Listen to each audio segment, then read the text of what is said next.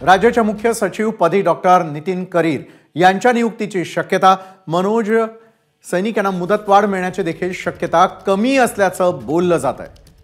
या क्षणाची सर्वात मोठी बातमी आपण पाहतोय ती म्हणजे राज्याच्या मुख्य सचिव पदी डॉक्टर नितीन करीर यांच्या नियुक्तीची शक्यता आहे। या संदर्भात अधिक माहिती देतात आपले प्रतिनिधी राजू सोनावणे। राजू, राज्याच्या मुख्य सचिवपदी डॉक्टर नितीन करीर यांच्या नियुक्तीची शक्यता असल्याची माहिती आपल्यापर्यंत येते, काय सविस्तर माहिती द्या।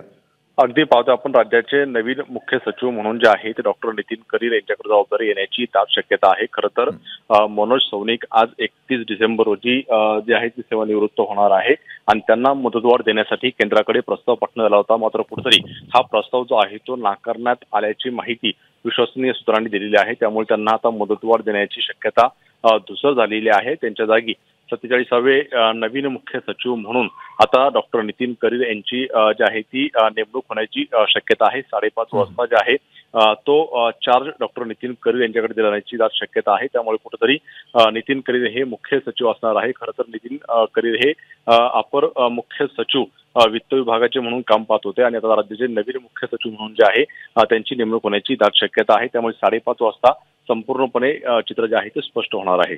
नक्कीच धन्यवाद राजू, आपण दिलेल्या सविस्तर माहितीसाठी। तर मनोज सौनिक यांना मुदतवाढ मिळण्याची शक्यता कमी असल्याच्या कारणामुळे राज्याच्या मुख्य सचिव पदी डॉक्टर नितीन करीर यांच्या नियुक्तीची शक्यता आहे। एबीपी माझा, उघडा डोळे बघा नीट।